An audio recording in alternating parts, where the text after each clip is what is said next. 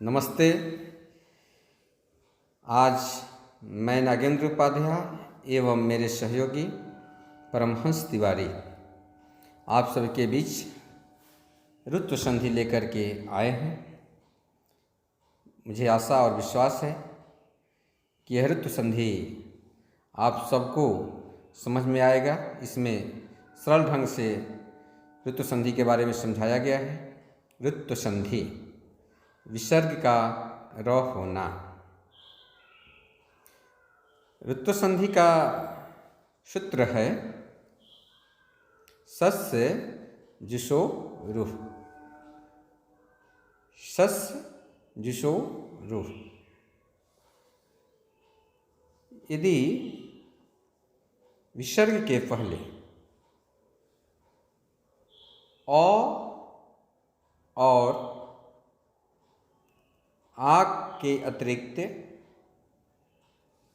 कोई अन्य स्वर हो और विसर्ग के बाद कोई स्वर या वर्गों का तृतीय चतुर्थ पंचम वर्ण हो या य व र ल ह में से कोई वर्ण हो तो विसर्ग बदलकर र हो जाता है।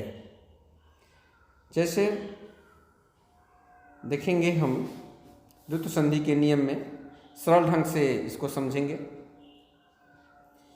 विसर्ग से पहले आ के अतिरिक्त कौन कौन स्वर आएंगे तो देख लेंगे। इसमें दिया हुआ है ह्रस्व ई, दीर्घ ई, ह्रस्व उ, दीर्घ उ, ऋ, ए, ऐ, ओ, औ और लृ के बाद अगर किसी वर्ग का तृतीय चतुर्थ पंचम वर्ण हो या कोई स्वर वर्ण हो या य व र ल ह हो तो विसर्ग का र हो जाता है।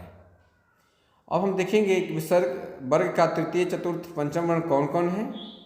जिससे कवर्ग का तृतीय चतुर्थ पंचम वर्ण में हो जाएगा ग घ अंग, चवर्ग में ज झ य, टवर्ग में ड ढ अण, तवर्ग में द ध न और पवर्ग में ब भ म ये वर्ग के तृतीय चतुर्थ और पंचम वर्ण कहे जाते हैं। अब ऋतु संधि के उदाहरण हम लोग देखेंगे। जैसे मुनिः प्लस इति, मुनि रीति। मुनि में विसर्ग से पहले न में ई है और बाद में ई है, इसलिए विसर्ग का र हो गया तो मुनि र हो गया, ई लग गया तो मुनि रीति हो गया। उसी तरह देखेंगे तय प्लस आगतम, विसर्ग से पहले अ है बाद में स्वर है आ, विसर्ग का र हो गया, बाद में आ मिला तो रा हो गया, तय रागतम हो गया। उसी तरह से हरि प्लस अयम हरिरयम, मुनि प्लस अयम बराबर मुनिरयम। अब हम देखेंगे और एग्जाम्पल आयु प्लस वेदः। यहाँ पर हम देख रहे हैं कि विसर्ग से पहले य में उ है और बाद में व्यंजन है व, इसलिए विसर्ग का यहाँ पर क्या हो गया र, आयुर्वेदः।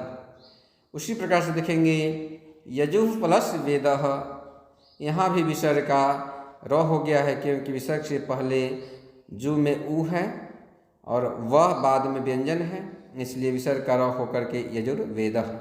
उसी प्रकार से आशीः प्लस वादः आशीर्वादः, धनुः प्लस धरः बराबर हो जाएगा धनुर्धरः। यहाँ विसर्ग का र होकर के धनुर्धरः हो जाता है, हो गया है। ऋत्व संधि के दूसरा नियम इस प्रकार है।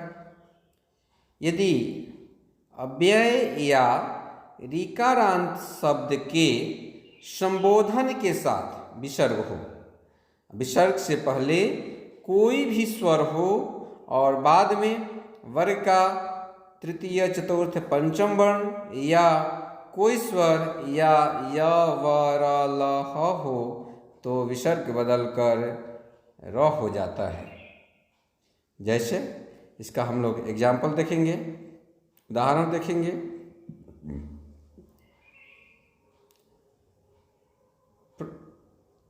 पुनः प्लस अत्र, यहाँ देखिए पुनः अव्यय है अब विसर्ग से पहले न में अ है तो अव्यय हो, बाद में कोई स्वर हो तो विसर्ग का यहाँ पर र हो गया है। यहाँ पुनः में विसर्ग से पहले न में अ है, बाद में अ है तो विसर्ग का र होकर पुनरत्र हो गया।